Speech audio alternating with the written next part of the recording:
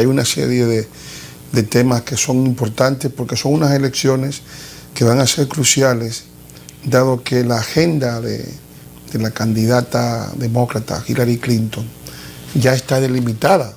Su esposo ha sido el presidente, el gobernador del CID, que fue en la comisión que se creó para la reconstrucción provisional de Haití, junto con Yalmaz Berribe. El CID administró en 9.000 millones de dólares, no tiene unos resultados ciertos. Hay algunas evaluaciones que se han hecho que han sido, que han dicho que fue catastrófico el paso de Clinton y los gastos dispendiosos de esa misión, que gastó una gran parte del presupuesto en papelería, en planes, en proyectos, pero no hay infraestructura notable, ¿no?, de las inversiones hechas por el CID. De hecho, uno de los proyectos de Clinton era el llevar a Haití al consumo del gas propano, y para eso contrató a una compañía americana, que Chemonic se llama la compañía. Esta compañía intentó introducir el gas natural y apenas logró conquistar para esa misión, que costó varios millones de dólares, a unas 7.000 familias haitianas que consumen gas natural, que consumen gas propano, y que a lo mejor, pues, dado el hecho de que la misión venezolana ha comenzado a restringir los suministros. No, hay una investigación de los usos de los fondos, y por eso está encausado precisamente allá Félix Bautista, por el uso de los fondos de Petrocaribe en la reconstrucción de Haití. Bueno, o el mal uso, mejor dicho, de los fondos. El uso de los fondos estaban teñidos de corrupción, hubo unos manejos non santos, y eso hizo que Venezuela también echara una lumbre sobre lo que se estaba produciendo, pero al parecer fue de parte y parte. También la parte venezolana tiene una gran cantidad de culpa en lo que se produjo. Venezuela hizo la reconstrucción con esta ayuda de aeropuerto de Cabo Haitiano, entregó unas 300 viviendas y igualmente una cantidad de locales. Pero tú sabes que Hillary, siendo secretaria de Estado, le asignó recursos a la Fundación Clinton.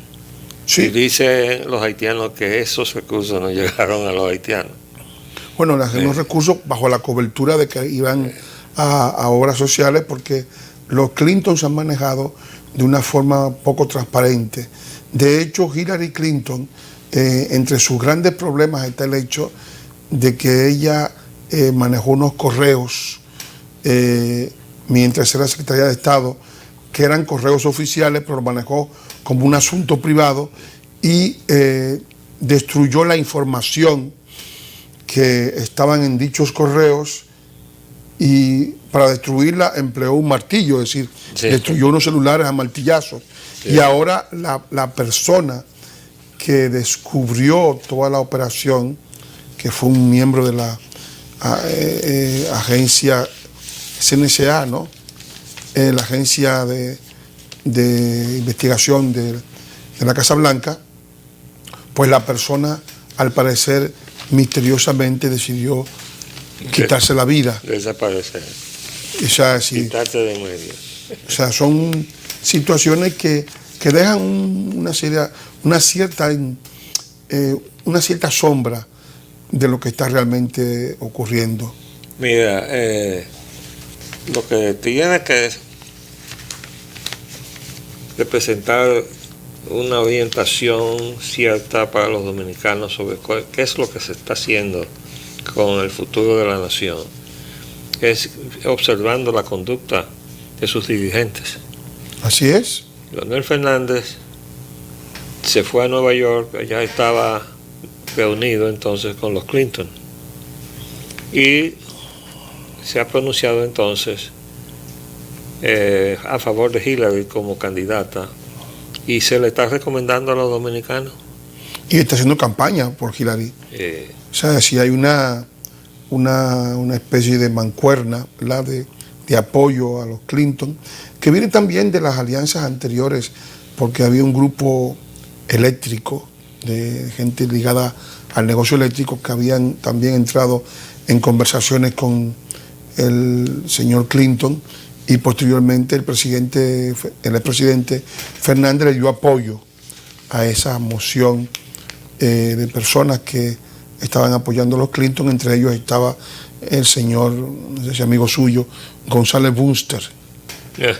El hijo de González Torrado. ¿No conoce a González Torrado? No lo conozco. Ese es un exiliado peronista que vino junto con la caída de Perón, vino para acá, a la República Dominicana. Lo acogió Joaquín Balaguer, que Sí. parece que eran amigos de antes. Y entonces ese muchacho pues vino, claro, ya adolescente aquí, y se desarrolló aquí como lo que es, un potentado. Primero fue secretario de Bluehorn. De Bluehorn, Sí, en la Gulf Western. de Charles Bluehorn. Sí. Y de ahí se asoció con Guadalajara y Ganso y se metieron en el negocio eléctrico con la protección de Balaguer. Y ahí los heredó Leonel Fernández Sí. en las repartideras que él hizo. Pero lo que es interesante es ver que no solamente Leonel Fernández, que es un hombre de una ambición desmedida, ha sido presidente 3 veces, era presidente en línea para el 2016, pero se encontró con un obstáculo en su camino que fue la reelección de Danilo Medina. Así es. Pero él postergó entonces sus aspiraciones para el 2020. Pero ha formulado un plan estratégico de inversión pública que ha llamado República Dominicana 2044. ¿Tú no has dado seguimiento a eso? Yo vi lo que se publicó en la Fundación Global, que fue una especie de balance económico, sociológico de los últimos años y de proyección al mismo tiempo, porque él lo publicó, se publicó como una especie de estudio de la Fundación, de sus técnicos. Se publicó hace unos meses. Él lo que hizo fue un inventario de las inversiones de infraestructura de desarrollo. Que había que hacer. ¿Pero por qué? Porque son contratos a dar desde el poder. Sí. Y desde luego que tiene gente muy hábil para hacer ese tipo de trabajo, como Odebrecht. Sí, exactamente. Porque Odebrecht no solamente tiene la reputación y son una de las firmas de ingeniería más grandes de Latinoamérica, sino que son muy generosos. Pero es curioso quienes le porque favorecen con contratos. se han inaugurado algunas obras de Odebrecht en los últimos tiempos en el país y no han sido publicitadas por la prensa. Es decir, el presidente ha estado en la inauguración y antes, cuando la obra pertenecía a Odebrecht, pues había toda una especie de celebración, de carnaval, ¿no? Es decir, y de divulgación al mismo tiempo, pero las inauguraciones últimas de las obras han concluido a la chita callando. Por una razón. Yo escuché una entrevista de Gonzalo Castillo, que viene desde la gestión anterior, porque que era la de Díaz Rúa. Sí. O sea, el contrato de Odebrecht viene desde la gestión anterior, y eso dijo Gonzalo Castillo, entrevistado, que le preguntó la reportera que si no estaba preocupado por el escándalo de Odebrecht en Brasil. Y él dijo, no, porque eso es un problema de Petrobras. Y ella dijo, no, el otro problema, la otra acusación, que se indica a Lula como traficante de influencia. Pero así es. En distintos países, y entonces menciona específicamente a República Dominicana. Entonces él ahí reaccionó y dijo, sí, pero ese contrato nosotros lo encontramos. Nosotros refiriéndose a este gobierno. Lo encontramos del gobierno anterior. ¿Y cuál es el gobierno anterior? Era que yo mismo. El de Leonel. Pero ¿qué pasa? Que ese contrato se ha proyectado en su vigencia en los 4 años de Danilo Medina. Por eso esa discreción que tú dices.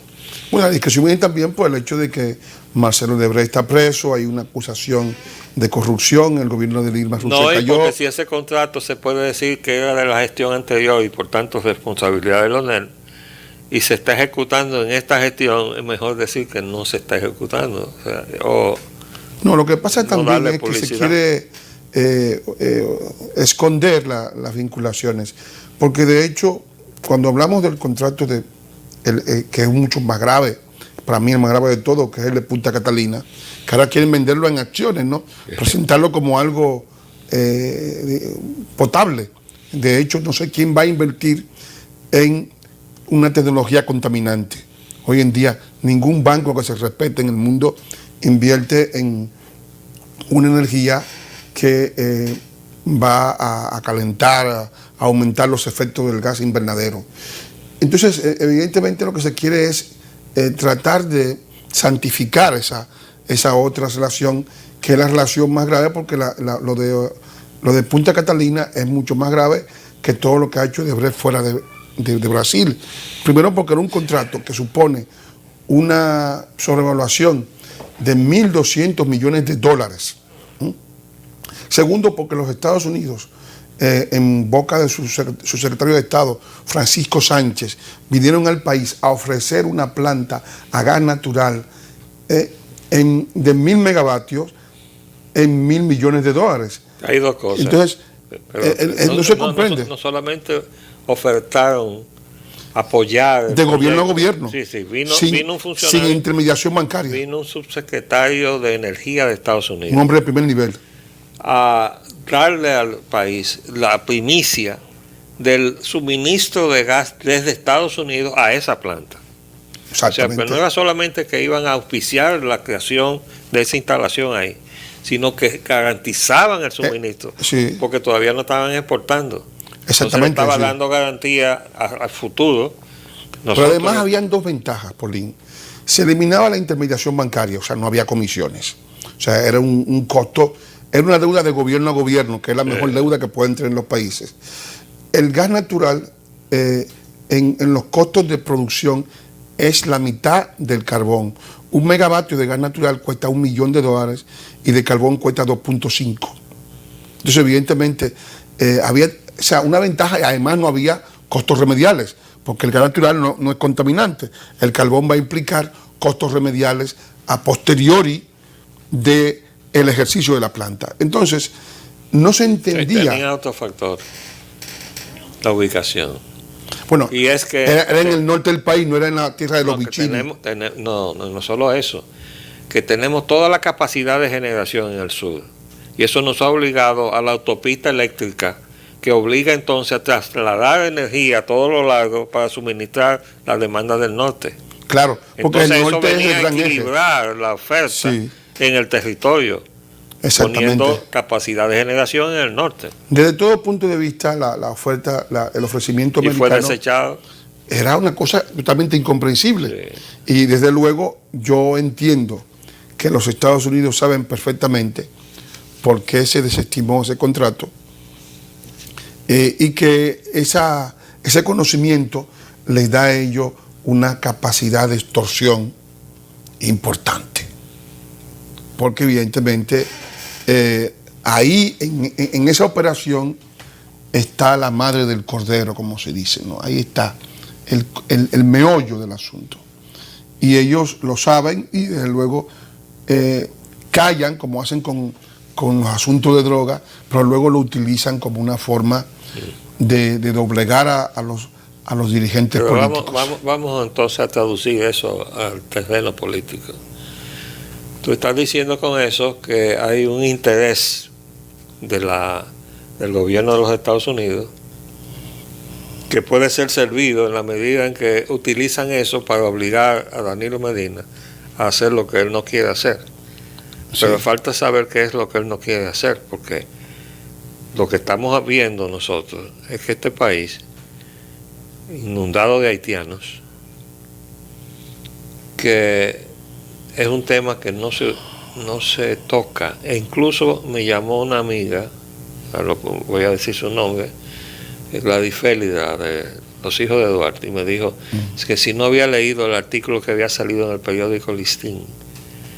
Y cuando lo leo me encuentro con una crónica que hizo, por cierto, la periodista que es esposa de Miguel Fanjul, sobre un evento que tuvo el efecto aquí, donde organismos internacionales estaban tratando de establecer como una especie de compromiso con los periodistas de los distintos medios para que no se mencione el término haitiano y se hable de extranjeros. Esa es una operación vieja. Pero esa operación comenzó porque no olvide que la señora María Isabel Soldevila, que es la jefa de información del Listín Diario, dirige una ONG bajo la cobertura de la Universidad Católica Pucamaima, en la cual se llama El Cambio de las Miradas, cuyo objetivo básicamente es el tratar de englobar a toda la prensa dominicana, a toda la gente que escribe sobre el tema haitiano, dentro de una tesitura de ellos manejar y secuestrar mentalmente todo lo que son las informaciones procedentes del tema haitiano, para ellos darle un sesgo que conviene a esa ONG. Esa ONG que fue un acuerdo que se hizo. Ella recibe 400.000 euros por año, ¿no? Se suponía que era para facilitar la comunicación de información entre ambos países. Lo que hicieron fue exactamente lo contrario. No, la operación fue controlarla. Inclusive había premios a periodistas, porque ellos crearon una serie de mecanismos. Había toda una serie de charlas, de cursos, de folletos. Yo vi algunos de los folletos. Y los mecanismos eran prácticamente, primero, de sembrar un discurso acusatorio contra la República Dominicana, diciendo que era un país racista, que era un país xenófobo. No, pero en el propio periodismo dominicano. Sí, pero escúchame. Yo estoy ahora mismo editando mis memorias. Y parte de la secuencia de trabajo son los artículos que yo he escrito, y he tenido que echarle un vistazo a todo lo que yo he escrito. Óigame, amigo mío, y ya hay tantas cosas que yo escribí que yo ni las recordaba, escritas hace ya varios años, del 2005, 2004, estando Leonel Fernández precisamente, y desde el 2000 vengo yo escribiendo sobre esa conspiración. Y de verdad que eso es viejo. Nosotros hace rato que estamos atrapados y hemos tenido el enemigo en la casa, metido en la casa. Porque el proyecto de la fusión no solamente viene desde cuando la plutocracia de Estados Unidos escogió a Oguipie para ser los presidentes del país.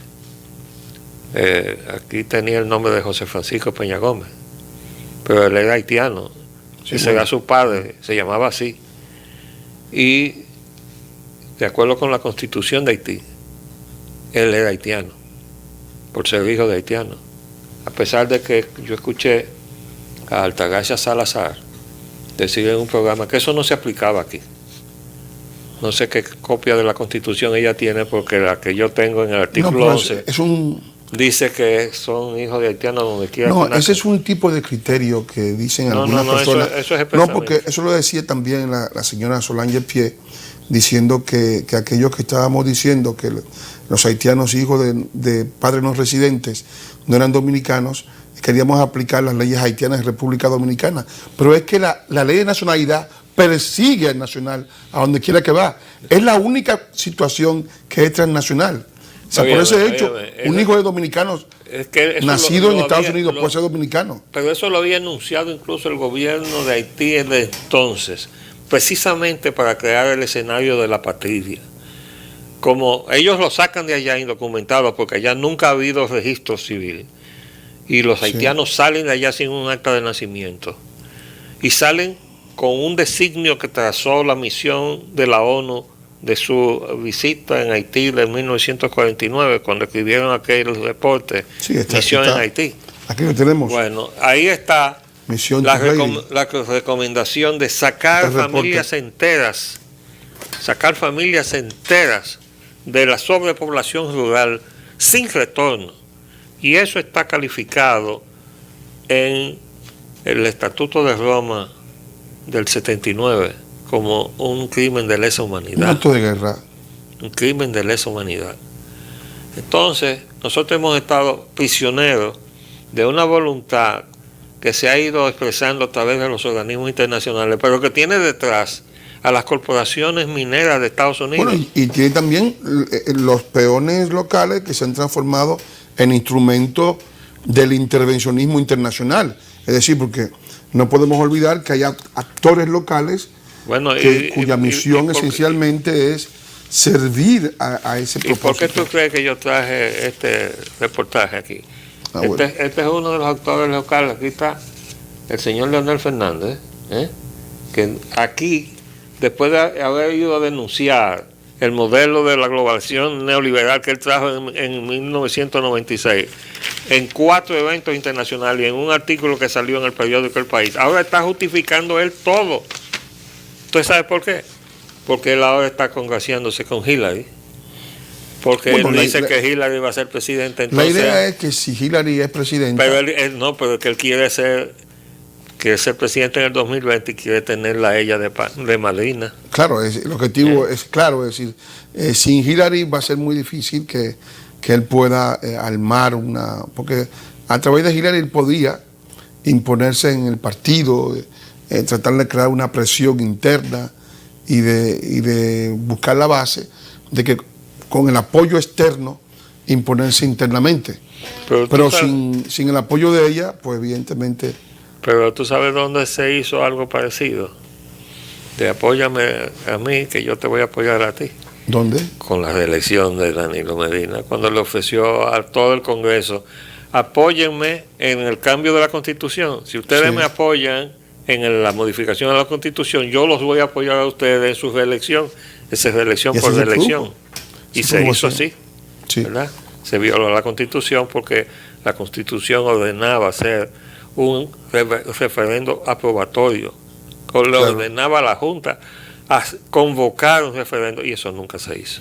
No, eso es un derecho que el país no ha disfrutado todavía. Bueno, pero lo interesante es que, y yo describí a Leonel como una persona inteligente, culta, estudiosa y perversa, porque ha sido capaz de meterse en la sombrilla del PLD y de Juan Bosch para venir a traicionar a la República, para ser presidente 3 veces y querer ser presidente 4 veces y sabe Dios cuántas veces más. Yo tengo la idea, que no sé cómo la vamos a implementar, Manuel, pero la democracia dominicana necesita una nueva modificación de la Constitución de la República. Y entre las cosas importantes que hay que poner ahí es prohibir la reelección por 50 años. Bueno, es una... Para obligar a que el comportamiento de los partidos políticos y las ambiciones de estas partidas de oportunistas metidos a políticos sean por lo menos enmarcadas en una camisa de fuerza que no le haga daño a la nación. Pero la prohibición debe estar acompañada con el retiro del que es presidente, porque el problema es que la prohibición de la reelección que hizo el presidente Fernández instauraba la reelección intermitente, o sea, con periodos intercalados, lo cual también es dañino, porque entonces se quedan el presidente en los partidos y evidentemente comienzan a trabajar, a laborar. Pero por eso él le cedió paso a Danilo Medina en el 2012, pero se apuntó en el 2016. Sí. Y yo recuerdo las pancartas en las calles, Leonel en 4 años, o sea que él no salió a hacerle campaña a Danilo, él salió a hacer campaña para su regreso en el 2016. Bueno, ahora está el nuevo sistema actual, son 2 periodos y ya, supongo, si se mantiene, ¿no? Si es que no hay más modificaciones. No, yo encuentro que la Constitución tiene que ser modificada y yo no sé cómo vamos a crear las condiciones para eso, pero definitivamente todos los problemas que estamos confrontando es muy tienen difícil. Algún punto de apoyo en los vicios de la Constitución del 2010. Es muy difícil pedirle a un presidente en ejercicio que elabore una constitución que lo jubile a él. Bueno, Porque evidentemente los personajes, por lo general, elaboran esas constituciones y se reservan su continuidad en el poder. Bueno, pero tú estás corroborando conmigo que el país lo está necesitando, que él no lo quiere es otra cosa. Aún el país El es otra asunto cosa, está claro. en cómo lo vamos a hacer, pero esa es la tarea de nosotros. Sí, yo no sé si, por lo menos yo no lo voy a ver quizás, porque La yo Constitución, voy a cumplir 86 años en el mes de diciembre. la Constitución de la República establece 3 elementos que son el referéndum consultivo, el referéndum revocatorio, aprobatorio, revocatorio. No, el revocatorio no está, el aprobatorio. El aprobatorio, perdón, sí. El aprobatorio El y el revocatorio referéndum está en Venezuela. en Venezuela. Y el referéndum municipal, para Sí. los municipales. Y además establece la posibilidad de que las personas, los votantes, puedan hacer iniciativas legislativas Sí. si reúnen a 100.000 personas, ¿no? Con 100.000 firmas. Son el 1% de Sí. la población 100.000 firmas de era la última votación. Sí. Entonces, nada de eso se ha aprobado porque como no hay los reglamentos legales para poder ejercer los derechos, o sea, el pueblo dominicano sigue privado de derechos que ya la Constitución le consagra. Bueno, pero yo quiero decirle a mis amigos televidentes que traten de conseguir el periódico Listín Diario para que se lean el trabajo que ha escrito hoy Leonel Fernández, que es la admisión de su falta de seriedad intelectual y política para acabar diciendo aquí, tratando de justificar a Hillary frente a Trump, que toda la globalización neoliberal que él instaló aquí en el 97, pero que él ha cuestionado por más de 4 oportunidades internacionalmente, él ahora le está justificando en este artículo. De modo que si se necesitaba algo para completar su Son declaraciones que vienen según sopla el viento, ¿no? Es su decir, definición política, el artículo lo hace. Te agradezco, Manuel, que hayas hecho el esfuerzo de venir bajo agua. sí, un aguacero ¿verdad? bastante. Pero el país parece que se va a salvar de este evento, aunque a Haití no le va a ir tan bien. Les habló Leopoldo Espaillat, Anita. Hasta luego.